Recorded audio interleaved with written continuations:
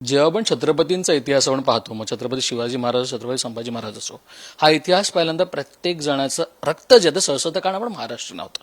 या सगळ्यामध्ये छावा सिनेमा येतो आणि छावा सिनेमाचं शेवटचं 40 मिनिटं आहेत ते बघितल्यानंतर स्तब्ध व्हायला होतं. पण स्तब्ध झाल्यानंतर, या सिनेमाचं कौतुक झाल्यानंतर, जी मालिका आपल्याला इतके वर्ष टिकून ठेवली, ज्याने सगळं आपल्याला दाखवलं, त्या मालिकेवर प्रश्नचिन्ह उचलला जातो. तो फक्त आणि फक्त सोशल मीडियावर. आता तो प्रश्न पडतोय का? तेच का सांगण्याचं, तेच का विचारण्यासाठी आपल्यासोबत डॉक्टर अमोल कोल्हे आहेत. सर, खूप खूप स्वागत आहे.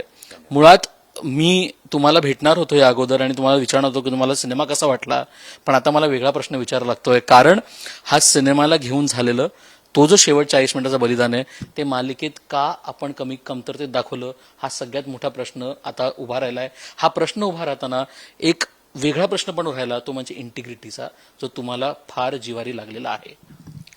नाही, खरं तर सर्वप्रथम छावा सिनेमाचं मी मनापासून कौतुक करेन, कारण ही एक अनेक वर्षांची इच्छा होती की बॉलिवूडवर, म्हणजे बॉलिवूडमध्ये छत्रपती संभाजी महाराजांवर दिमागदार सिनेमा यावा, ही अनेकांची इतकी वर्ष इच्छा होती. पण एवढी वर्ष बॉलिवूड अस्तित्वात असताना ही गोष्ट कधी घडली नव्हती. त्यामुळे छावा सिनेमाचं मनापासून कौतुक आहे. आता जो प्रश्न सोशल मीडियावर उपस्थित केला, याला थोडासा राजकीय वास हा जास्त येतोय, कारण खरं तर 5 वर्ष आधी संपलेली मालिका आणि त्याविषयी अकारण ट्रोल करण्यासाठी एक मुद्दा उचलला जातो. सुरुवातीला मी खरं तर दुर्लक्ष केलं होतं, पण सातत्यानं जेव्हा तुमच्या संपूर्ण टीमच्या इंटिग्रिटीवर एक प्रश्नचिन्ह उपस्थित केलं, या मालिकेच्या हेतूविषयी प्रश्नचिन्ह उपस्थित केलं जातं, तेव्हा तुम्ही जर शांतच राहिलात, त्याचं खंडन केलं नाही, तर ती कधी कधी मूकसंमती समजली जाते. आणि त्यामुळे हे सांगणं खूप गरजेचं आहे. मुळात ही दोन माध्यमं वेगळी आहेत. चित्रपट हे पूर्णपणे वेगळं माध्यम आहे आणि दूरचित्रवाणी मालिका हे पूर्ण वेगळं माध्यम आहे. ओटीटी हे पूर्ण वेगळं माध्यम आहे. म्हणजे थोडक्यात ओटीटीवर तुम्हाला जेवढा शिव्यांचा भडीमार ऐकायला मिळतो, दूरचित्रवाणीवर ऐकायला मिळतो का हो? तो नाही ऐकायला मिळत. सिनेमामध्ये तुम्हाला जेवढी ऍक्शन बघायला मिळते, सिनेमामध्ये तुम्हाला जेवढा हिंसाचार बघायला मिळतो, हा तुम्हाला दूरचित्रवाणीवर बघायला मिळतो का? कारण याला एसएनपी आहे. जसं तुम्ही पुढारी न्यूजवर जर हिंसाचाराची काही घटना असेल, रक्तपाताची काही घटना असेल, तर ती इमेज ब्लर करताना ही ब्लर का केली जाते? तर ही ब्लर केलेली इमेज कारण तुम्हाला सुद्धा त्याच एसएनपी लागू होतात, ज्या दूरचित्रवाणी वाहिनीसाठी ज्या टेलिव्हिजन ऍक्टनुसार ज्या लागू होतात, त्याच लागू होतात. आणि मग ही वस्तुस्थिती नाकारून अकारण ट्रोल करणं हे खरं तर दुर्दैवी आहे. आणि दुसरी महत्वाची गोष्ट, मी काय, मला माझा एक विचार असा म्हणतो, अगदी 2006 मध्ये शंभूराजे नाटक सुरू केलं तेव्हापासून मी ही गोष्ट पाळतो.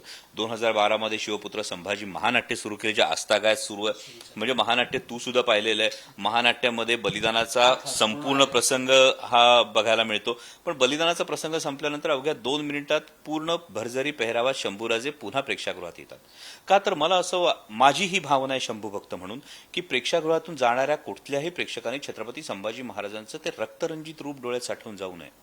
त्यांनी माझ्या धाकल्या धन्यांचं राजबिंड रूपच साठवावं. ही जर भावना असेल तर मला वाटतं याविषयी कुणाला आक्षेप असण्याचं काही कारण काय, हाच न समजणारं हे एक तर पहिलं कोड आहे. आणि दुसरी महत्वाची गोष्ट आहे की 5 वर्षानंतर जेव्हा हे अचानक सुरू होतं, तेव्हा त्या टीमने जे योगदान दिलेलं असतं, मग जे कोणी आत्ता ट्रोल करतात यांनी खरं तर स्वतःच्या छातीवर हात ठेवून एकदा विचारावं ना स्वतःला, की हा खरा इतिहास समोर यावा म्हणून आपण काय योगदान दिलंय? मग इतकी वर्ष का नाही हा इतिहास समोर आला? म्हणजे या संपूर्ण टीमने तब्बल 9 वर्ष संघर्ष केला ही कलाकृती येण्यासाठी, आणि त्यानंतर 2.5-3 वर्ष ही कलाकृती आणली. ही कलाकृती द बेस्ट होती, द परफेक्ट होती असं मी कधीच म्हणत नाही, कारण there is always room for improvement. म्हणजे उद्या छावाच्या निर्मात्यांना विचारलं की आणखी चांगला सिनेमा बनवता येईल का? हो, 100% बनवता येतोच ना तो. पण म्हणून कुणाच्या तरी हेतूविषयी शंका उपस्थित करणं हे दुर्दैवी आहे, आणि म्हणून याला वेळीच उत्तर देणं गरजेचं आहे. त्यासाठी आजचा हा व्हिडिओ होता. कुठे ना कुठे अमोल सर, या सगळ्यानंतर एक प्रश्न नेहमी उभा राहिला, तो म्हणजे राजकीय दबाव. तुम्ही आता जे म्हटलं त्याच्याने आम्हाला एक गोष्ट कळली की दबाव हा राजकीय नव्हता. हा दबाव हा संपूर्णपणे कुठली तरी एक कमिटी असते जी टेलिव्हिजनवर असते, जे आपल्या त्याच्या एसओपीज असतात ते आपल्याला पाळावे लागतात. पण राजकीय दबाव, कारण ही जेव्हा मालिका सुरू होती किंवा संपत होती तेव्हाच तुम्ही कदाचित पक्ष बदललात, तेव्हाच तुम्ही निवडणुकीत उभे राहिलात आणि तुम्ही जिंकलात आणि त्या सगळ्या गोष्टी घडल्या. हे सगळ्या गोष्टीचं जे अँगल्स आहेत, जे धागेदोरे, ते पकडले आता जातात असं म्हणजे हे पण ना एक खूप हास्यास्पद असा एक प्रयत्न आहे. कारण मुळात मालिका सुरू झाली 2017 मध्ये, त्यामुळे 2019ला मी निवडणूक लढवली. म्हणजे 2 वर्ष जे मालिकेत दाखवलं गेलं हे आणि राजकारणातून जरा दूर होतं. दूर होतो, मी अलिप्तच होतो. आणि त्यानंतर अचानक काहीतरी बदल झाला. असं घडलंय का? तर असं घडलं नाही. बरं, 2019ला लोकसभेचं मतदान झालं होतं. ऑक्टोबर 2019ला विधानसभेचं मतदान होऊन गेलं होतं. मालिका संपली ती जानेवारी 2020 मध्ये. मग जानेवारी 2020 मध्ये संपलेल्या मालिकेवर राजकीय दबाव कसा असू शकेल? दुसरी महत्वाची गोष्ट, आदरणीय पवारसाहेब हे कलेला स्वातंत्र्य देण्याच्या विचारांचे, कारण आपण ही वेळोवेळी त्यांची भूमिका बघितलेली आहे.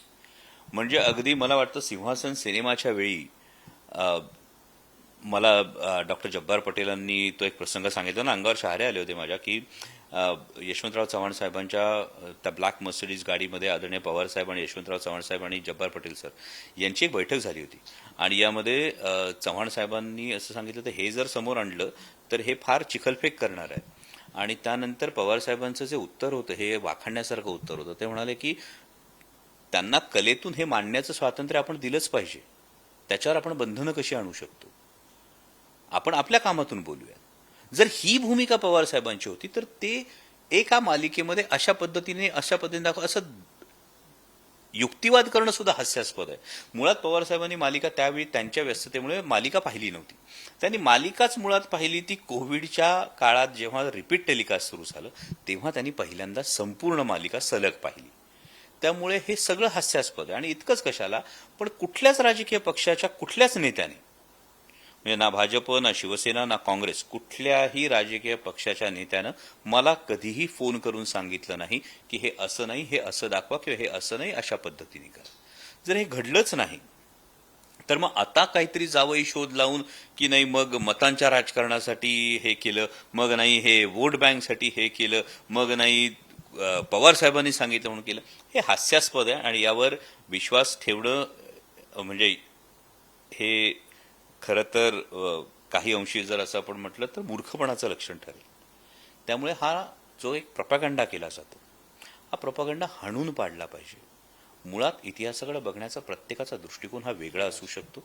आणि त्या पद्धतीनं स्वराज्य रक्षक संभाजी मालिकेमध्ये छत्रपती संभाजी महाराजांचं जे बलिदान आहे हे या सगळ्या मर्यादांमुळे एक प्रतिकात्मक पद्धतीने दाखवलं. म्हणजे तुम्हाला सळ्या घेऊन येतानाचा तो जल्लाद दिसतो, तुम्हाला रक्त लागलेला खंजीर दिसतो, तुम्हाला जमिनीवर पडलेलं रक्त दिसतं, या सगळ्या गोष्टी दिसतात. पण हे टेलिव्हिजनवर तुम्हाला बघता येईल का? ज्याला कुणाला आक्षेप असेल त्यांनी स्वतःच्या आईला किंवा बहिणीला एकदा प्रश्न विचारावा की जर रोज हे टेलिव्हिजनवर दाखवलं असतं तर तुम्ही ते पाहिलं असतं का? कारण नाटक हे वेगळं माध्यम आहे. तुम्ही तिकीट काढून जाता, तुम्ही त्या 3 तासांसाठी तिथे गेलेले असता, तुम्ही सिनेमासाठी त्या 3 तासांसाठी तिथे गेलेले असता, तुम्ही त्या विश्वात तुम्ही तिथे गेलेले असता. इथे तुम्ही मालिका अशा यांच्यावर करता की सचिन तेंडुलकर एखाद्या महत्वाच्या सामन्यामध्ये जर पटकन बाद झाला तर हार्ट अटॅक आलेल्या घटना सुद्धा आपल्याकडे घडल्यात ना. हे टेलिव्हिजन एवढं वाईट आहे. मग एवढं वाईट टेलिव्हिजन असताना एवढी जी नृशंस घटना आहे, जी हिंस्त्र घटना आहे, त्या क्रूरकर्म्या औरंगजेबाने केलेली, हे तुम्हाला दाखवणं अपेक्षित होतं का? म्हणजे मला ही मानसिकताच कळत नाहीये लोकांची. पण अमोल सर, मला ना याच मुद्द्यावर एकदा बोलायचं, कारण ना जेव्हा ही मालिकाचा शेवटचा भाग चित्रित होत होता तेव्हा आम्ही पण त्याचा अभ्यास करत होतो. कुठे ना कुठे तुम्ही पण बसून त्याचा अभ्यास केला असेल की आपण काय दाखवू शकतो, काय नाही दाखवू शकत. एसओपीज आपण 2 मिनिटं बाजूला ठेवूया. तुम्हाला या मालिकेमुळे अनेक रिॲक्शन्स मिळालेत. मग तेव्हा जेव्हा अटक होते चंबू महाराजांना, तेव्हा एक लहान मुलाचा व्हिडिओ सुद्धा व्हायरल झालेला, जो कदाचित तुम्ही सुद्धा पाहिला होता. या सगळ्यानुसार तुम्ही पण तो विचार केलाच असेल ना. जेव्हा आज आम्ही सिनेमात 40 मिनिटं बघून आम्ही स्तब्ध होऊन बाहेर येतो, तुम्ही तो विचार केला असेल. As a creative person I am asking this question, की कुठे ना कुठे हा विचार पण केला जातो का एक लेखक म्हणून, की आपण काय दाखवतोय? कारण काय रिएक्शन 100% तुम्हाला खूप सेन्सिटिव्ह होऊन विचार करावा लागतो. म्हणजे आता एखाद्या सोशल मीडियावर कमेंट टाकणं फार सोपं असतं, पण छत्रपती शिवाजी महाराजांचं देहावसान कसं दाखवायचं याच्यासाठी आम्ही कित्येक दिवस विचार करत होतो की छत्रपती शिवरायांनी म्हणजे ते पात्र साकारणाऱ्या कलाकारांनी डोळे मिटले हे आपण दाखवू शकतोय का?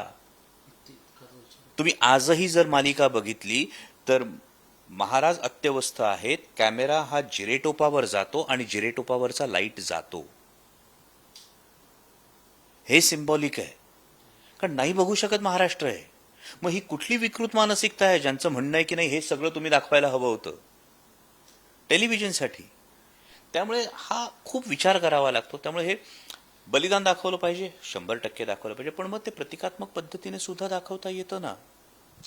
मग त्यासाठी तुम्हाला त्या मर्यादा पाळून तुमच्या प्रेक्षकांवर काय परिणाम होणार या सगळ्या गोष्टी, आणि महत्वाचं म्हणजे ज्याला तुम्ही दैवता समान मानता, ज्याला तुम्ही एक लार्जर दॅन लाईफ प्रतिमा जी तयार केलेली आहे ती डिग्निफाईड वेनेच केली पाहिजे. हे चॅनलचंही म्हणणं होतं, आमचंही सगळ्यांचं त्याच्याशी आम्ही सहमत होतो, आणि त्यामुळे आता हा आकारण ट्रोल केला जातोय हा अत्यंत दुर्दैवी आहे. पण या दुर्दैवी रोलमध्ये लोकांना हे नाही कळतं की या मालिकेच्या कित्येक कलाकारांनी काय काय गोष्टी भोगल्यात. मध्ये पर्सनली असेल, तुम्ही स्वतः सुद्धा कुठे ना कुठे आज जेव्हा ते ट्रोलिंग होतं, मागच्या काही दिवसांनी ट्रोलिंग होतं, या सगळ्या आठवणी बाहेर येत होत्या. नाही, नक्कीच टीम मेंबर्सने खूप कॉम्प्रोमाइजेस, खूप सॅक्रिफायसेस याला दिलेली असतात. चॅनलने खूप मोठं एक धाडसाचं पाऊल त्यावेळी उचललेलं होतं, आणि हे सगळं असताना जेव्हा अशा पद्धतीने होतं तेव्हा वेदना या नक्कीच होतात. कारण त्या प्रत्येक टीम मेंबरने जे योगदान दिलेलं असतं ना, त्या योगदानाचा हा अवमान आहे का, हा प्रश्न तर नक्कीच मनात तयार होतो. पण या सगळ्यानंतर आता छावा सिनेमा प्रदर्शित झालाय. सिनेमा जसं तुम्ही म्हणता की इतिहास प्रत्येकाचा खऱ्या अर्थानं दृष्टिकोन वेगळा असतो. मला जसा घ्यायचा तसं वेगळा असेल, तुमचा जसा घ्यायचा वेगळा असेल. या सगळ्यानुसार अनेक गोष्टी समोर येतात. मग लेझिम का खेळलं त्याच्यावर तुम्ही खरंच म्हटलं की लेझिममुळे सिनेमा बघू नका, असं करू नका. तो एक छोटासा भाग असेल. Good for Lakshman Utekar sir की त्यांनी तो सीनच संपूर्ण काढून टाकला. आज खरं तर ज्या लोकांनी फितुरी केली त्यांच्या लोक पण आता पुढे आलेत. कसं काय एक मेकर म्हणून आपण सामोरं या गोष्टीला जायचो? ॲज अ मेकर काय होती? हे दोन गोष्टी असतात. एक म्हणजे शंभूभक्त म्हणून, शिवभक्त म्हणून ही भावना आहे की जास्तीत जास्त सिनेमे यायला हवेत. प्रत्येकाचा टेक वेगळा असू शकतो, म्हणजे प्रत्येकाचा बघण्याचा अँगल वेगळा असू शकतो, पण तो इतिहास आपल्याला लार्जर दॅन लाईफ मांडता आला पाहिजे, आणि तो मांडत राहिलं पाहिजे, आणि ते स्वीकारलंही पाहिजे. मी मांडलेलं तुम्ही स्वीकारायला हवं, तुम्ही मांडलेलं मी स्वीकारायला हवं. मुळात इतिहासाकडं त्या साक्षेपी नजरेनं पाहायला हवं. म्हणजे इतिहासाला उभे आडवे प्रश्न विचारले ना तर खूप मनोरंजक पद्धतीनं आपल्या ज्या इतिहासाचा आपल्याला अभिमान वाटेल असा इतिहास आपल्याला सांगता येतो. तुम्ही परदेशातलं बघितलं, जे कायम उदाहरण दिलं जातं की नेपोलियन बोनापार्टवर जवळपास 2.5 लाख पुस्तक आहेत, पण छत्रपती शिवाजी महाराजांवर तेवढी नाही आहेत. का तर हे वेगवेगळ्या पद्धतीने मांडलं जात नाहीये. पण हे जेवढ्या पद्धतीने मांडलं जाईल ते योग्य आहे. आणि मेकर म्हणून तुमच्यावर मला असं कायम वाटतं की तुम्ही तुमच्या गौरवशाली इतिहासाचे ब्रँड अँबॅसेडर असता. जेव्हा जेव्हा तुम्ही ही भूमिका करता, जेव्हा जेव्हा तुम्ही ही भूमिका मांडता, तेव्हा तेव्हा तुम्ही तुमच्या गौरवशाली इतिहासाचे ब्रँड अँबॅसेडर असता. आणि त्यामुळे आपल्या इतिहासातून आपली जी काही मांडणी असेल, या मांडणीतून एक प्रेरणा मिळाली पाहिजे. हे तुमच्याकडे एक नैतिक तुमचं अधिष्ठान, मुळात ज्या महाराजांविषयी सांगायचं आहे त्या महाराजांचं स्वराज्य हे नैतिक अधिष्ठानावर आधारित होतं. मग त्यांची कलाकृती करतानाही ते नैतिक अधिष्ठान आमच्याकडे असलं पाहिजे. ही प्रत्येक मेकरची जबाबदारी आहे. आणि माझं कायम असं म्हणणं आहे, जर तुमचा हेतू शुद्ध असेल ना तर नक्की यश मिळतं. खरं तर तुम्हाला ते यश मिळालंय, आणि या छोट्याशा गोष्टीमध्ये यश कुठेही जात नाही. खूप खूप धन्यवाद आमची बातचीत केल्याबद्दल. आणि खऱ्या अर्थानं तुमच्याकडून अजून अशा कलाकृतीची अपेक्षित आहे. महानाट्य सुरूच आहे, त्यामुळे तेव्हा आपण बघू. खूप खूप धन्यवाद. Thank you so much. तुम्ही बघू शकता, एकतर आपण नेहमी असं बघतो की ना, आपण काय पाहतो. म्हणजे गालिबचं एक खूप सुंदर शेर आहे ह्याच्यावर की मैं आयना साफ करा था पर भूल गया की कचरा मेरे आंखों में था. त्यामुळे ते नजर साफ करण्याची गरज आहे. कारण एवढ्या गोष्टी केल्यानंतर जर छोटीशी गोष्ट घेऊन तुम्ही आत्ता प्रश्न उपस्थित करणार असाल तर आपण इतिहास बघायचा तरी का, हा मोठा प्रश्न उभा राहतो. मनोज सोबत श्रेयस सावंत, पुढारी न्यूज, मुंबई.